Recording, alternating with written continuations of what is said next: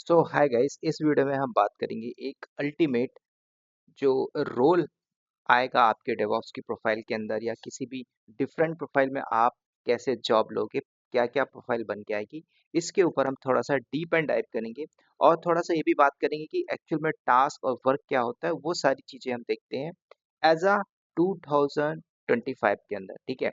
अभी जो मार्केट में देखोगे तो बहुत हाईली डिमांड है, इस डिमांड को आप समझिए और कौन-कौन सी प्रोफाइल बन के आएगी, क्या-क्या एक्टिविटीज़ होती हैं, किसमें आपको फोकस करना है, ये सारा जानना भी बहुत इम्पोर्टेंट है। तो नाउ स्टार्ट करते हैं। Number 1 is the DevOps engineer. This is the highly एक कोर डेवऑप्स इंजीनियर की प्रोफाइल में अगर आप जाते हो, तो हमें देखना पड़ता है कि क्या-क्या एक्टिविटीज़ हो रही हैं यहाँ पे। अगर आप बात करें तो भाई कंटीन्यूअस इंटीग्रेशन, डिप्लॉयमेंट, सीआई/सीडी के ऊपर आपका फोकस होना चाहिए if you are the DevOps engineer. अगर आप 4 साल, 5 साल को यूटिलाइज़ कर रहे हो अपने नॉलेज के बेस में, तो मेक श्योर कि आपके पास इस पे अल्टीमेट नॉलेज होना चाहिए।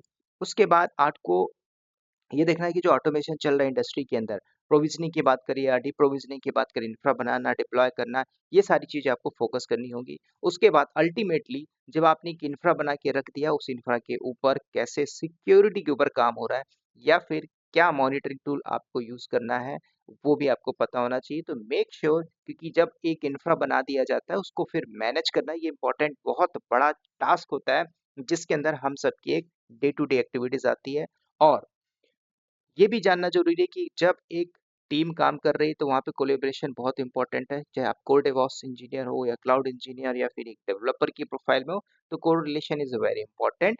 तो इसके ऊपर थोड़ा आप लोगों को फोकस करना होगा एज़ अ डेवऑप्स इंजीनियर। उसके अलावा एक्टिविटीज़ क्या-क्या निकल के आती हैं, तो अगर आपने टूल पढ़ा हुआ है तो भाई आपको स्क्रिप्ट आनी चाहिए। Yes, it is very important nowadays. जो लोग इंटरव्यू दे रहे होंगे, उनसे हाइली रिकमेंडेड है कि भाई स्क्रिप्ट के ऊपर चाहिए ही चाहिए। मैं स्पेशली उनके ऊपर बात कर रहा हूँ जो 5 प्लस ईयर एक्सपीरियंस डाल रहे हो, 4 साल एक्सपीरियंस लेके चल रहे हो, तो आपको ऑटोमेशन के पॉइंट ऑफ व्यू से स्क्रिप्टिंग चाहिए ही चाहिए। व्हाई? चाहे आप पाइथन स्क्रिप्टिंग करिए। अब ये पाइथन किस लिए पूछा जा रहा है, देखो आपको समझना है कि भाई जो आने वाली टेक्नोलॉजी को कैप्चर कर लेगा वो पाइथन लैंग्वेज बहुत इंपॉर्टेंट है। तो पाइथन के ऊपर स्क्रिप्टिंग इज़ वेरी इंपॉर्टेंट। तो इसको आप थोड़ा-सा अपनी प्रोफाइल में ऐड करिए, लर्निंग करिए, है ना? कहीं से भी करिए, आपकी मर्ज़ी। मैं आपको रिकमेंड कर रहा हूँ focus on the learning properly. उसके ऊपर जेंकिन्स ऑलरेडी हमने बात किया, गिटलैब से जैसे सीआई/सीडी काम हो रही है, सल्कत सीआई यूज़ हो रहा है। इन टूल के ऊपर काम करिए, थ्योरेटिकल मत पढ़िए, थोड़ा-सा आप सिनेरियो के लेवल पे जाइए और क्या चैलेंजेस हो रहा है कंपनी के अंदर, थोड़ा-सा ध्यान इस पे दीजिए। क्लाउड फॉर्मेशन डेफ़िनेटली आप इंफ्रास्ट्रक्चर एज़ अ कोड जो टेराफॉर्म उसको अपने प्रोफ़ाइल में ऐड करना है। प्रोमेथेस जैसे एक टूल है, ग्राफाना है, ईएलके है, किबाना है, इस पे आपने काम किया है, वेल एंड गुड। सो आप एक डेवऑप्स इंजीनियर की प्रोफ़ाइल में जा सकते हो। देखो, डेवऑप्स इंजीनियर मैं उसको बोलता हूँ जो अपने नॉलेज को in front of the interviewer show करता है कि आई नो दैट रियली। अब दूसरे वो होते हैं जो बोलते हैं सर जॉब नहीं लग रही है, लगवा दीजिए बैकएंड से। नहीं होता है, कभी नहीं होगा। क्यों नहीं होगा? आपको ये समझना है कि भाई इस प्रोफाइल में जो बंदा है, जो 20 साल बोलता है कि I have experience in 20 plus year, वो झूठ बोल रहा है। क्यों? क्योंकि पता है कि भाई टेक्नोलॉजी कब अडॉप्ट हुई है। 19 के बाद से देखो तो टेक्नोलॉजी है। अब बोलता है कि मैं हाँ, बहुत पहले से काम कर रहा था। भाई आप ये देखिए ना, द लर्निंग कैपेबिलिटी किसके पास है, राइट? तो ये देखना है कि टेक्नोलॉजी कौन-कौन सी है, कौन-कौन सी एडॉप्ट करनी है, कौन-सी टेक्नोलॉजी छोड़नी है, ये भी इम्पोर्टेंट है। समझ रहे हो? छोड़ने वाला भी इम्पोर्टेंट होता है कि भाई आपने छोड़ दिया, क्या आज करंट प्रोफाइल के अंदर हो, मान के चलिए आप हो सिस्टम एडमिन, आपने छोड़ा नहीं। अगर आप छोड़ दिए होते, रिस्क लेके पड़े होते तो आज एक डेवऑप्स इंजीनियर होते। आज भी लोग हैं विंडो के उस प्रोफाइल में काम कर रहे हैं। लोग लिनक्स में हैं 8 साल से 7 साल से, but they are trying to switch. आपने अपडेट नहीं किया ना, तो अभी भी मौका है, बदल दो, राइट? नेक्स्ट बात करते हैं रिलीज मैनेजर। ठीक है, अब रिलीज मैनेजर कौन होता है, ध्यान दीजिए इसका क्या रिस्पॉन्सिबिलिटी होती है। तो पहले इसका जो काम होगा भाई ये डिप्लॉयमेंट के साइड में होगा। अब डिप्लॉयमेंट बोले तो क्या होता है भाई, कोई एक नया सॉफ्टवेयर आया, है ना? मतलब सॉफ्टवेयर अगर मैं बोलता हूँ उसको बैकएंड में जो प्रोग्रामिंग की गई उसको डिप्लॉय करना है। उसके लिए एक रिलीज मैनेजर है। तो उसकी रिस्पॉन्सिबिलिटी क्या भाई, ये पूरा डिप्लॉयमेंट प्रोसेस चाहिए चाहिए हमें इंश्योर करना है कि जो भी डिलीवरी हो रही है ऑन टाइम हो रही है कि नहीं हो रही है। अब कोई भी एक ऐसा सॉफ्टवेयर है जिस पे हमने कुछ भी चेंजेस डिप्लॉय किया, तो ये कैसे होगा? ये सारा का सारा कम्युनिकेशन इज वेरी इंपॉर्टेंट होता है।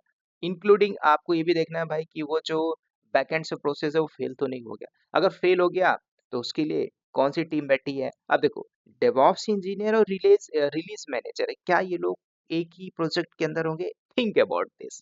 क्या एसआरई क्या एक ही प्रोजेक्ट के अंदर होगा या वो अलग होगा? आपको ये भी जानना जरूरी है कि भाई टीम कैसे काम करती है। अब लोगों को टीम नहीं पता भाई। आप कहीं पे भी जाइए ना, एक पूरा टीम ही तो काम करती है एक सिस्टम के ऊपर। तो रिलीज मैनेजर का ये काम एक्टिविटीज क्या करेगा भाई? पूरा का पूरा मेंटेन करेगा, ये इसका काम होगा। उसके बाद कुछ भी रनिंग हो रहा है, प्लानिंग हो रही है, वो सारा कुछ करेगा, है ना। टेस्टिंग वगैरह करना वो इसका काम होगा। डॉक्यूमेंटेशन मेंटेन करना वो रिलीज का मैनेजर। अब रिलीज मैनेजर क्या है? जैसे मान के चलो एक मैनेजर बैठा दिया गया, उसके अंदर एक टीम हायरार्की दे दी कि भाई ये आपको डेटा का बैकअप रखना है, आपको ये काम करना है। तो मैनेजर कौन है? मान के चलिए क्यू नाम का एक बंदा है, तो क्यू नाम का बंदा क्या कर रहा है? वो पूरी की पूरी एक्टिविटीज मैनेज कर रहा है। उसका वो 27 लाख पैकेज लेगा होगा, उसके अंदर ये 15 बंदे बैठा दिए गए होंगे और ये लोग काम कर रहे होंगे। तो ये पूरा सिस्टम हायरार्की काम करता है, इस पे आपको थोड़ा सा ध्यान देना है। एसआरई बहुत इंपॉर्टेंट है सर। मैं एसआरई क्या होता है सर, है ना, एसआरई में मुझे समझ में नहीं आ रहा है। तो जो एसआरई है, साइट रिलायबिलिटी इंजीनियर, ये क्या है? क्या डेवऑप्स इंजीनियर अलग है, एसआरई अलग है? ध्यान देना। थोड़ा सा आप डेवऑप्स की प्रोफाइल देखे हो, रिलीज मैनेजर की प्रोफाइल देखते हो, तो ये क्या करता है? Reliability, availability, performance. ध्यान देना। अब ये तीन चीज अगर आप देखते हो तो क्लाउड के अंदर हाई अवेलेबिलिटी, उसका जो परफॉर्मेंस है ना, अवेलेबिलिटी जोन है, उसके जो भी रिलायबिलिटी हो, तो एडब्ल्यूएस दे ही रहना। तो ये प्रोफाइल कहाँ से बन के आ गई? एसआरई।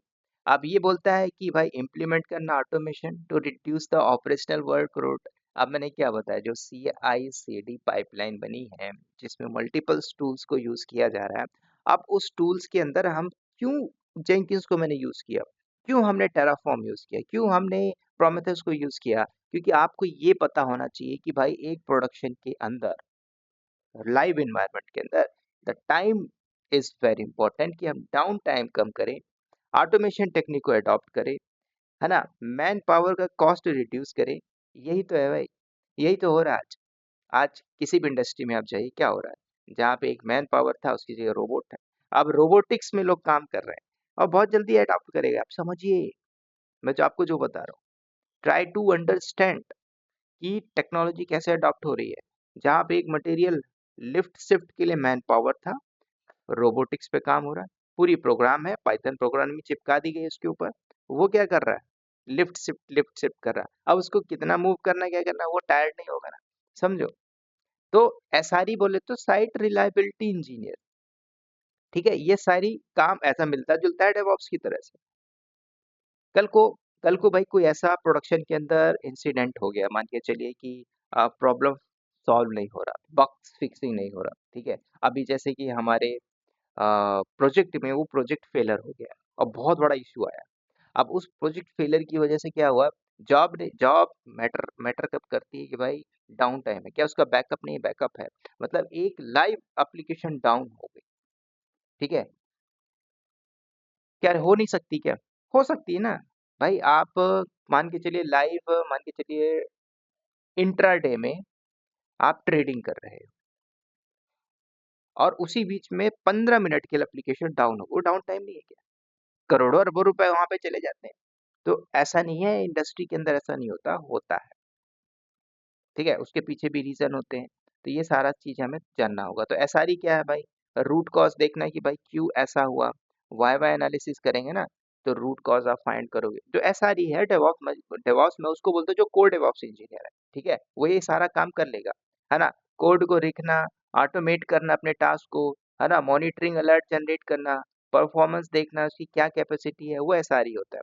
अब ऐसा नहीं है कि एसआरई की प्रोफाइल में जाके हाई पैकेज पाओगे। आप कंपनी क्या बोलती है? आपको एसआरई दे देती है, एसआरई देने के बाद आपको कुछ एक्टिविटीज में कुछ और काम करवाती है। पैकेज भले आपको 12 लाख मिल रहा हो, मैटर नहीं करता। वो कंपनी का इंटरनल मैनेजमेंट बोलता है कि नहीं, आपको you will have to do this, otherwise switch करो, हम नया बंदा हायर कर लेंगे, बंदी हायर कर लेंगे। तो हमें जानना पड़ता है। ठीक है, तो साइट रिलायबिलिटी और डेवऑप्स इंजीनियर दोनों एक ही प्रोफाइल के हैं, चट्टे बट्टे। क्योंकि कंपनी का जो मैनेजमेंट है वो जो बोलेगा वो करना पड़ेगा। सिंपल सी बात है, आप ये समझिए। Now come to the point, infrastructure engineer, yes बहुत इंपॉर्टेंट है। तो जो डिजाइन मेंटेन करता है, इंफ्रा को बनाता है, इंफ्रास्ट्रक्चर जो कोड टेराफॉर्म में आपने कोड लिखा होगा उसको इम्प्लीमेंट करना, क्लाउड सर्विस को यूज करना, उसमें high availability, disaster recovery, data का बैकअप, सब कुछ वो इंफ्रास्ट्रक्चर इंजीनियर होता है। क्या एक बात ध्यान देना, जो डेवॉप्स इंजीनियर है, कोर डेवॉप्स, क्या वो ये काम नहीं कर सकता? कर सकता है ना, समझो। लेकिन प्रोफाइल बहुत सारी बन के आ रही है। क्या हमें ये एक्चुअल में इस प्रोफाइल में जॉब लगेगी? इसीलिए तो आज बोला जाता है डेवलपमेंट ऑपरेशन का बंदा चाहिए जिसके पास नंबर ऑफ टूल्स टेक्नोलॉजी होनी चाहिए। हाई अवेलेबिलिटी, ऑप्टिमाइजेशन, इंफ्रास्ट्रक्चर या कोड, उसका अंदर कॉस्ट की बात करें तो भाई कॉस्ट की एक टीम बैठी हुई है, कॉस्ट ऑप्टिमाइजेशन, बिलिंग की टीम बैठा दी गई है ना, बैकअप की टीम बता दी गई है, डिजास्टर की टीम बता दी। तो ऐसे इसके ऊपर काम करते हैं। आप ये बात ध्यान दीजिए कि भाई एक कोर डेवॉप्स इंजीनियर टॉप में बैठा हुआ 3-4 लोग बैठे हुए, तो वो क्या कर रहे हैं, एक हायरार्की पे काम कर रहे हैं, बैकएंड में टीम बैठा के रखे, है ना? भले उनकी प्रोफाइल क्लाउड इंजीनियर क्यों ना हो, वो ये सारी चीजें मैनेज कर लें।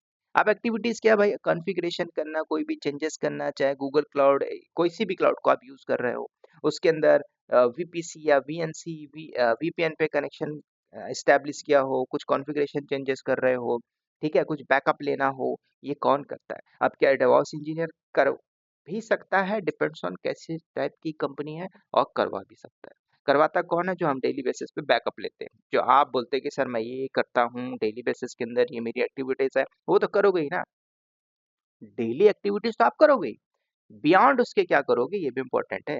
This is important. Infrastructure engineer, automation engineer, automation बोले तो क्या सीआईसीडी के अंदर क्या ऑटोमेशन है, क्या टूल आप यूज कर रहे हो, वो आप सब कुछ मेंटेन करना पड़ता है, स्केलेबिलिटी मेंटेन करके रखना पड़ता है। कोई भी अपॉर्चुनिटी मिलती है भाई, हमें कल को स्क्रिप्ट रिमॉडिफिकेशन करना है, ये स्क्रिप्ट हमें चलानी है ना, मल्टीपल टूल ऐड करके रखने, मान के चलो हमारे पास अभी करंट के अंदर गिटहब है, गिटहब को हमने हटा दिया, अब उसकी जगह हमने बिट पैकेट रख दिया, या बिट पैकेट को हटा के हमने सर्कल से ऐड किया, लेकिन ऑटोमेशन तो होना चाहिए। तो भाई वो ऑटोमेशन कौन करेगा? क्या डेवॉप्स करेगा? देखो डेवॉप्स इंजीनियर एक अलग है, मैं कोर डेवॉप्स उसको बोलता हूँ जिसको मल्टी टूल से अच्छा तगड़ा नॉलेज है, वो सब कुछ कर ले, उसके लिए सारी प्रोफाइल फिट बैठती है। अब आप बोलते हैं सर मैंने ओनली सिक्योरिटी के लिए ट्राई किया है, एडब्ल्यूएस में सिर्फ जानता हूँ सिक्योरिटी ग्रुप क्या होता है, सिक्योरिटी के पोर्ट क्या-क्या होते हैं ये मैं जानता हूँ, वो तो ठीक है, लेकिन आपको जाने के लिए पूरी चीज़ें आनी चाहिए। ऑटोमेशन इंजीनियर कुछ ऐसे काम करेगा भाई, कोई स्क्रिप्ट है, चाहे पाइथन, पावरशेल, कोई भी स्क्रिप्ट यूज़ कर रहे हो, कल को आपने एंसिबल ऐड कर लिया उसके अंदर, तो उसकी कॉन्फ़िगरेशन को चेंजेस करना, ऑटोमेशन का काम है। सीआई/सीडी पाइपलाइन को इंटीग्रेशन करना, उसका फ्रेमवर्क जो कुछ भी है, वो काम कर रहा है ऑटोमेशन इंजीनियर। लेकिन एक बात आपको ध्यान में देख देनी होगी, जो डेवऑप्स इंजीनियर है कुछ ऐसा ही काम है उसका भी, कुछ ऐसा काम है इसका भी, तो करे क्या, सब कुछ करना पड़ता है। नाउ सिक्योरिटी इंजीनियर ये क्या करेगा भाई?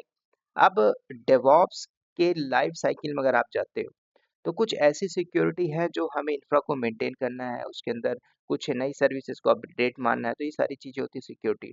अब ऐसा भी हो सकता है कि आपने डेवॉप्स पढ़ा है, कंपनी ने आपको एकदम सिक्योरिटी के पार्ट पे लगा दिया है, मतलब इंफ्रा की एक सिक्योरिटी होती है, तो उसके लिए आप क्या करोगे भाई? सिक्योरिटी में टेस्टिंग हो गया, है ना, मॉनिटरिंग हो गया, अलर्ट्स जनरेट हो रहा है, परफॉर्मेंस हो गया, सारी एनालिसिस देखोगे, है ना, डेटा का बैकअप रखोगे, ये सारी चीजें आप करोगे। तो सिक्योरिटी भी एक पार्ट होता है, एक पोजीशन बना सकते हो। जैसे AWS क्लाउड सिक्योरिटी के अंदर आप प्रोफाइल बना सकते हैं। Q engineer, this is very important. अब क्वालिटीज तो चाहिए चाहिए हो ना भाई, कि कर को हमने सॉफ्टवेयर बनाया, लाइफ साइकिल, उसका ऑटोमेटिक टेस्टिंग करनी है, बग मिल रहा है, बग को रिसॉल्व करना है, सब कुछ हमें देखनी है। अब टेस्टिंग के लिए भाई क्या क्या हम टूल यूज कर रहे हैं, है ना, टेस्टिंग के लिए जे यूनिट है, सेलेनियम है ना, अलग अलग टेस्टिंग टूल हम यूज कर रहे हैं, ठीक है।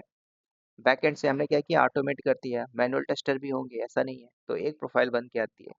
उसके अलावा डेवॉप्स, ये एक कुछ प्रोफाइल के अंदर मिला है, तो डेवॉप्स ये भी काम एक प्रकार से आप बोल सकते हो कि भाई किसी इंडस्ट्री के अंदर आप बैठे हो, तो हमें देखना भाई किस मेथोलॉजी, किस प्रोजेक्ट को हम कैसे अडॉप्ट करें, ये इंपॉर्टेंट होता है भाई। जब किसी के पास प्रोजेक्ट आता है तो एक आर्किटेक्चर बनाया जाता है कि हाँ इस टाइप की एप्लीकेशन हमें इतने डेवलपर रिक्वायरमेंट होगी, ये टीम चाहिए होगी, तब उसकी हायरिंग होती है, लोग उसके बिहाफ में काम करते हैं, पूरा SDLC साइकिल जो भी होती है आप बोल सकते हो, उसके ऊपर काम होता है। यही एक पूरी की पूरी डेवॉप्स की टीम होती है। उसके अलावा कुछ ऐसे लोग हैं जो बोलते हैं सर मैं क्लाउड पढ़ के जॉब ले लूंगा। आपके अंदर अगर इतनी कैपेबिलिटी है तो आप ले सकते हो, अगर आपने सही तरीके से पढ़ा है, अदरवाइज आप पूरा पढ़ के भी नहीं ले पाओगे। पूरा मैं बोलता हूँ तो उसके अंदर मल्टीपल्स टूल आपने पढ़ लिया, है ना? और क्यूबरनेटिस की कुछ बेसिक बेसिक कमांड्स आपने पढ़ लिया, टेराफॉर्म का बेसिक बेसिक पढ़ लिया। अ, ठीक है, तो वो सारी चीज़ें भी देखनी पड़ती है कि हमने कितना पढ़ा है, किस टाइप का कंटेंट है। और इंटरव्यू में कॉल बोलोगे सर आ नहीं रहा है, देखो आ नहीं रहा है या हम जा नहीं रहे, ये भी तो मैटर करता है कि आना अलग है, जाना अलग है ना? घर में बैठ के थोड़ी नौकरी आती है। ये चीज़ समझना है आपको, मेहनत करनी पड़ती है, चाहे कुछ भी हो भाई, ठीक है? Cloud architect, yes. अब जो क्लाउड इंजीनियर क्या करे, क्लाउड कंप्यूटिंग के जो भी सर्विसेज हैं उसके ऊपर बढ़िया से हैंड्स होना चाहिए, स्केल अप करना, स्केल डाउन करना, है ना? लेटेस्ट कोई भी क्लाउड में अपग्रेडेशन आता है, कल को भाई माउस टोपोलॉजी आ गई तो उसको हमको यूज करना पड़ेगा एग्जाम्पल के तौर पे। तो ये सारी चीजें हमें चेंजेस करनी पड़ती है, क्या फ्रेमवर्क है, मल्टी क्लाउड सपोर्ट है कि नहीं, वो सारे असेसमेंट माइग्रेशन करना, कल को हमें क्लाउड से लेके एजोर पे, एजोर से गूगल से अलीबाबा पे लेके जाना, ऑन प्रीमाइसेस से क्लाउड पे करना है। तो ये कौन करते हैं? क्लाउड आर्किटेक्ट, जो उसे को हम बोलते हैं AWS solution architect, AWS cloud engineer, ऐसा भी प्रोफाइल बन के आता है। मेक श्योर बट उसके पास आपके पास रियल कंटेंट नॉलेज होना चाहिए। तो आप करते क्या थे भाई, कल को पूछ लेगा भाई आपने एडब्ल्यूएस में इंफ्रा बनाया है या बनाए थे, कैसे बनाए थे? तो बोलना है उसको कि भाई हमने ऐसा बनाया था इस टाइप की, as per the requirement need, मतलब क्लाइंट क्या बोलता है, हमें क्लाइंट से क्या लेना था। आपको पता है कि भाई हमने इंफ्रा ऐसे बनाया था, ये दिस द स्टेप्स, उसको ऑटोमेशन में कैसे करिए, तो हमने टेराफॉर्म को यूज किया, टेराफॉर्म से ही हम सब कुछ कर रहे हैं। अब वो बोलता है कि नहीं, we don't want Terraform, any other option, भाई वो अपने लेवल का क्वेश्चन पूछेगा ना। हो सकता है कि आप डेवॉप्स पढ़ के जा रहे हो, वो सामने बैठा हुआ आदमी डेवलपर है। हो सकता है कि आपने पूरा डेवॉप्स के अंदर स्ट्रांग नॉलेज रखा हुआ है, उसको सिर्फ लिनक्स आता है, तो उसी से रिलेटेड वो डेप्थ लेवल पे जाए। तो रिजेक्शन तो फेस करोगे, लेकिन रिजेक्शन के साथ ही आपका सिलेक्शन भी है ना, ये भी तो देखिए। ये क्लाउड आर्किटेक्चर है। उसके बाद क्लाउड इंजीनियर की प्रोफाइल पे आप देखते हो तो क्लाउड इंजीनियर में कुछ ऐसी एक्टिविटीज आएंगी, क्लाउड के जो भी इंफ्रास्ट्रक्चर है उसको मैनेज करना है, बेस्ड ऑन टास्क प्रोसेस क्या क्या हो रहा है, डेली बेसिस की एक्टिविटीज क्या है, ठीक है? कॉम्प्लायंस, मैंने सिक्योरिटी की बात करी, पॉलिसीज की बात करी, है ना? कल को यूजर को एक्सेस देना है, उसको पॉलिसी परमिशन देना है, ये सब कुछ हमको करना पड़ता है, राइट? उसके अलावा cloud security engineer, DevOps security, make sure, ध्यान देना आपको यहाँ पे, है ना? कुछ ऑडिट्स लॉग्स वगैरह जो होते हैं ना, जो लॉग्स आते हैं कुछ बग, है ना? तो लॉग्स के ऊपर काम किया जाएगा क्लाउड के अंदर, ठीक है? Audits log, different different type के लॉग्स, है ना? उस पर आपको काम करना है। कुछ टेस्टिंग वगैरह होती है, फायरवॉल्स आइडेंटिफिकेशन, है ना? सिक्योरिटी के ऊपर आपको काम करना है। और जिसने AWS के मेरे लाइव प्रोजेक्ट्स को पढ़ा होगा, उसमें मैंने आपको बताया था कि एक कैसे क्लाउड इंजीनियर सिक्योरिटी हब के थ्रू सब कुछ मैनेज करता है, जिसके अंदर डीडॉस अटैक, थ्रेड्स, वल्नरेबिलिटीज आती है, उसको कैसे चेकआउट करके रिजॉल्व किया जाता है, ये इंपॉर्टेंट होता है। तो क्या प्रोफाइल में जॉब लगेगी, क्यों नहीं लगेगी, आपने सही तरीके से पढ़ा है तो। क्लाउड डेवलपर, ध्यान दीजिएगा, अगर आप एक डेवलपर हो तो डेवलपर को भी सारी चीजें सीखनी पड़ती है कि ऐसे हम कैसे पूरा का पूरा स्केल अप करेंगे एनवायरनमेंट को। तो जो डेवलपर है उनको भी डेवॉप्स चाहिए नाउ-अ-डेज़। क्लाउड ऑपरेशन इंजीनियर, ये बन के आती है, देखो यार, आपने पढ़ा सारी सर्विसेज, लेकिन कुछ प्रोफाइल बना दी जाती है। अब ध्यान दोगे तो ऐसा नहीं है कि और भी प्रोफाइल नहीं, और भी प्रोफाइल है, ठीक है? तो ये कुछ ऐसी सर्विसेज हैं, अगर आपने पूरी तरीके से पढ़ लिया तो डेवऑप्स में जॉब लेते लेते आप किसी न किसी प्रोफाइल में जॉब ले लोगे, मेक श्योर, ठीक है? तो ये था एक सिंपल सा जॉब प्रोफाइल, क्या-क्या पढ़ना है। और मोर डिटेल पे चाहिए तो आप मेरे यूट्यूब चैनल को सब्सक्राइब कर सकते हो, नहीं किया तो कर लो, पैसा नहीं लगता है। जॉइन करना है, depends on you, up to you, join कर लीजिए, है ना? मैं बिजी रहता हूँ, यू नो वेरी वेल, ठीक है? चलिए इस वीडियो में इतना ही, मिलते हैं नेक्स्ट वीडियो में, तब तक के लिए bye bye, take care and wish you all the best.